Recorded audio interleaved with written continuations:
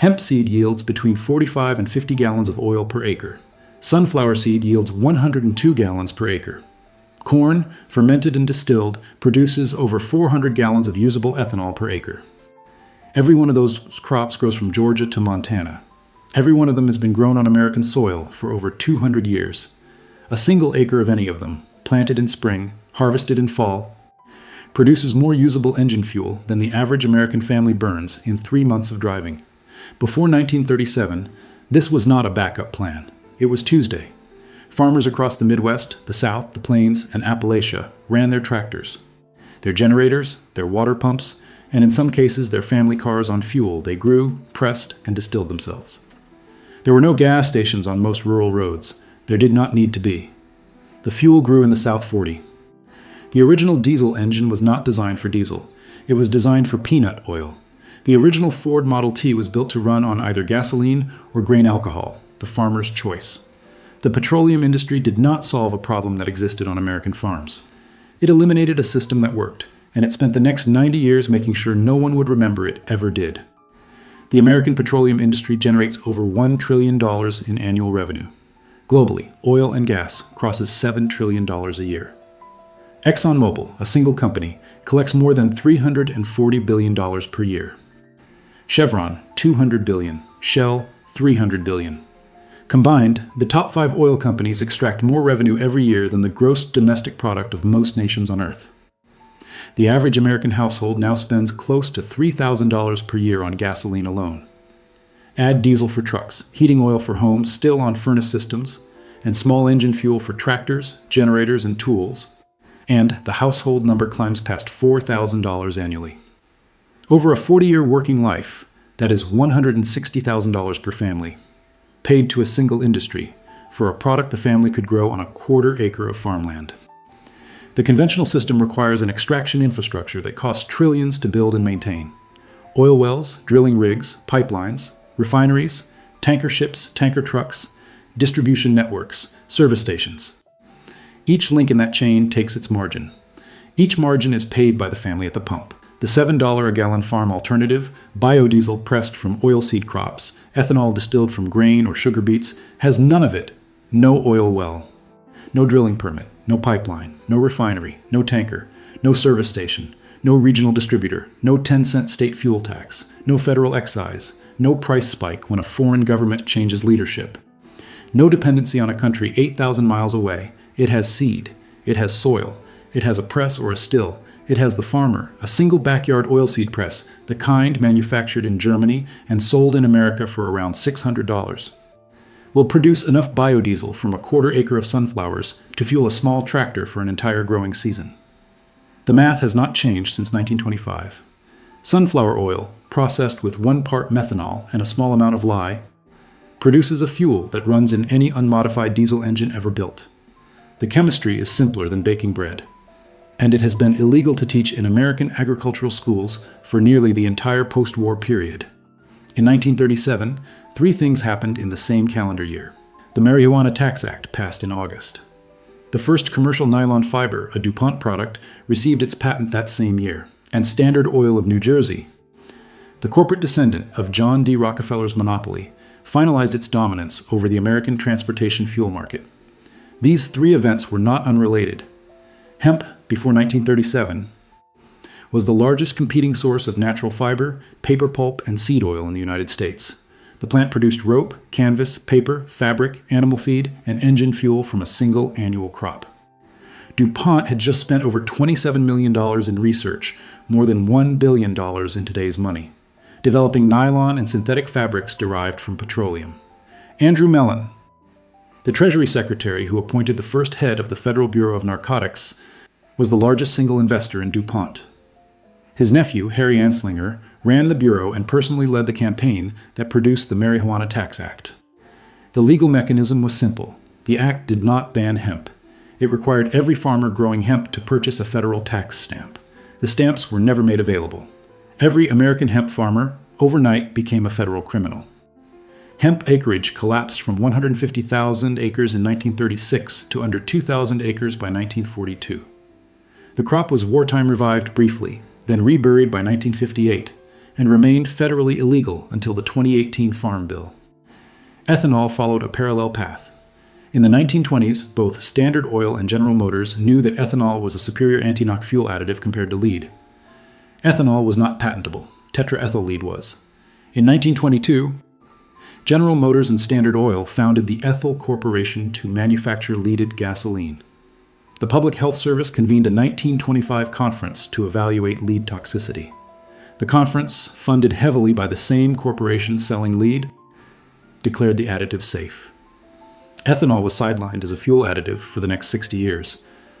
Not banned outright, just never mentioned again in any agricultural extension manual written after 1940. Never funded as a serious fuel research program until the OPEC oil shocks of the 1970s forced the question back open. In 1941, Henry Ford unveiled a car at the Ford Motor Company's Dearborn headquarters with a body made of compressed hemp fiber and soy plastic. The car ran on hemp-derived ethanol. Ford swung an axe at the body panel to demonstrate its strength. Newsreel footage exists. Time magazine covered the demonstration. Ford was photographed standing beside the prototype. The vehicle was never produced. Ford himself died 6 years later. The prototype disappeared from the historical record. It was not disproven. It was not improved. It was replaced by a fuel that had to be drilled, refined, and shipped, and that could not be grown in a field by a farmer who owed nothing to anyone. The Depression-era farm fuel system has two components. Either one alone replaces a family's gasoline or diesel costs entirely. Together, they cover every internal combustion engine on a property. Here is exactly what each one does, what it costs, and how to build it. Component 1. Oilseed biodiesel, pressed from sunflower, hemp, or soybean. A pound of sunflower seed costs around 60 cents at any farm supply store. A quarter acre of sunflowers, planted at standard spacing, produces between 400 and 600 pounds of seed at harvest. That seed yields between 25 and 30 gallons of usable oil after pressing. The total seed cost for the season, under $20. The fuel produced, the equivalent of 3 tankfuls of diesel for a small farm tractor. The chemistry is straightforward. Vegetable oil is a triglyceride, a long fat molecule with 3 fatty acid chains attached to a glycerin backbone. Pure vegetable oil is too thick to atomize properly in a modern diesel injector. To convert it into biodiesel, the glycerin backbone is removed in a reaction called transesterification. The fatty acid chains are separated and rebonded to single methanol molecules. The result is a thinner, cleaner-burning fuel called methyl ester. Or, in plain language, biodiesel. The process requires 3 things. Pressed oil, methanol, which can be wood alcohol, available at any chemical supply for around $4 a gallon, and lye, sodium hydroxide, the same kind used in homemade soap, around $3 a pound at any hardware store. The ratio is 1 part methanol to 5 parts oil, with roughly 4 grams of lye dissolved into the methanol per liter of oil. The two are mixed in a sealed container, stirred for 30 minutes, and left to settle for 8 hours. The biodiesel rises to the top. The glycerin byproduct sinks to the bottom. The biodiesel is drained off, washed once with water, and dried. It runs in any unmodified diesel engine manufactured between 1893 and the present. The pressing equipment, a small electric or hand-cranked oilseed press, costs between $300 and $600 one time and lasts 30 years. The processing equipment, a 55-gallon plastic drum and a few buckets, costs under $50. The total fuel cost per gallon, accounting for seed, methanol, and lye, comes in between $2 and $4.50. Even with the press amortized over a decade, the per gallon cost stays under $7 and drops below $3 after the second season. Seed sourcing is the easiest part of the entire operation. Black oil sunflower seed, the same kind sold as bulk birdseed at any farm supply, germinates at over 90% rates and produces high oil yields. A 50-pound bag costs around $30 and plants a full acre.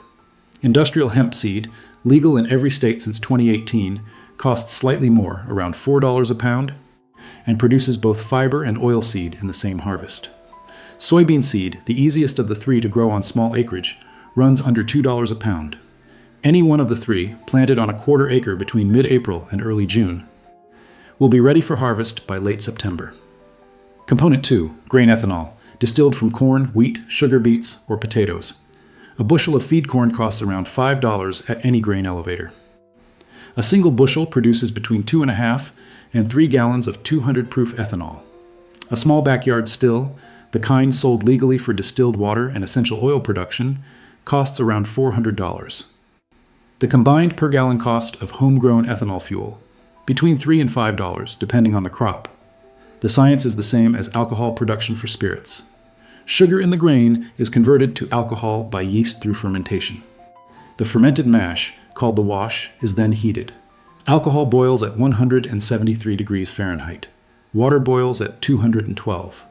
The alcohol vapor rises first, passes through a cooled condensing coil, and drips out as pure ethanol. To use ethanol as engine fuel, it must be distilled to at least 190 proof, 95% alcohol.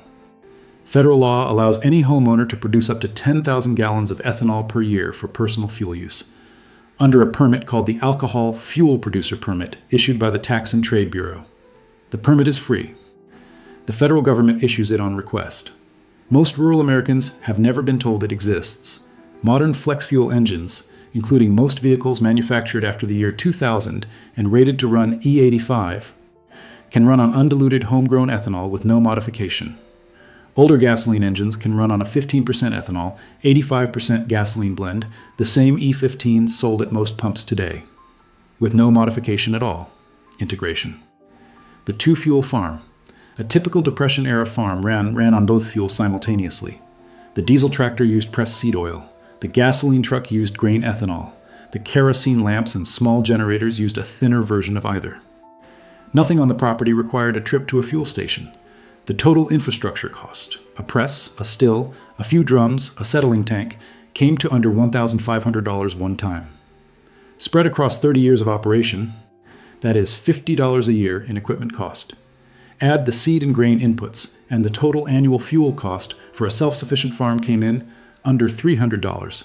The same farm today, paying retail prices for diesel and gasoline, spends between $4,000 and $7,000 a year on the same volume of fuel.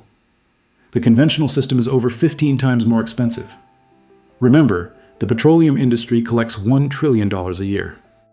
The farm fuel alternative collects nothing because it owes nothing and it answers to no one. The performance numbers are not theoretical. A 2009 University of Idaho biodiesel study, conducted at the National Institute for Advanced Transportation Technology, found that pure soybean biodiesel produced 93% of the engine power of petroleum diesel and reduced particulate emissions by over 50%. A 1979 Department of Agriculture report on small farm ethanol production concluded that any farmer with access to a quarter acre of corn could produce all motor fuel needed for the operation. That report was filed, archived, and never integrated into any USDA extension program. It is still publicly available. It is still not taught. Walk into any farmhouse in central Iowa in 1934. Walk into any tobacco farm in Kentucky. Walk into any wheat operation in Nebraska, any cotton farm in the Mississippi Delta, any orchard in Washington State. You would have found the same thing in the equipment shed. A press, a still, a row of glass jugs and metal drums, a handwritten ledger of how many gallons came off each crop each season. This was not survivalism. It was farming. Brazil, by 1925, was already running over a quarter of its automobile fleet on sugarcane ethanol. Germany ran the entire 1930s rural economy on wood gas and seed oil.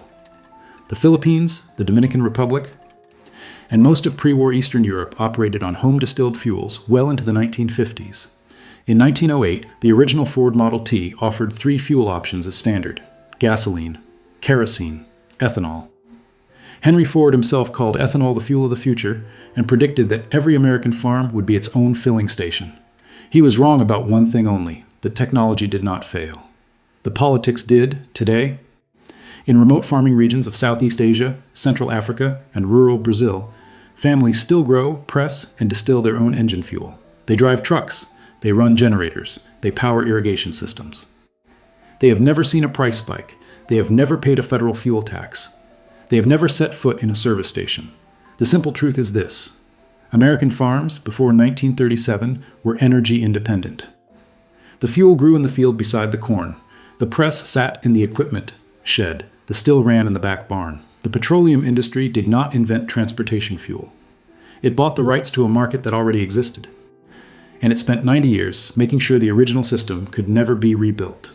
For under $1,500 in equipment, plus a few dollars per gallon in seed and grain, any property with a quarter-acre of arable land can produce its own engine fuel, indefinitely, starting this growing season.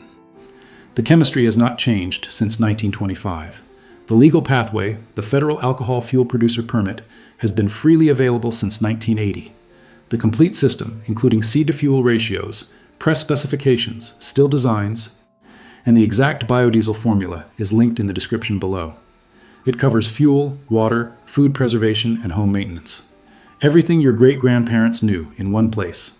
Tomorrow, this channel will show you the exact ice storage method that kept American kitchens cold for 200 years before electricity, and why the refrigerator industry buried the system in 1945. Every product in your home once had a $0 version. They buried it. Now you know.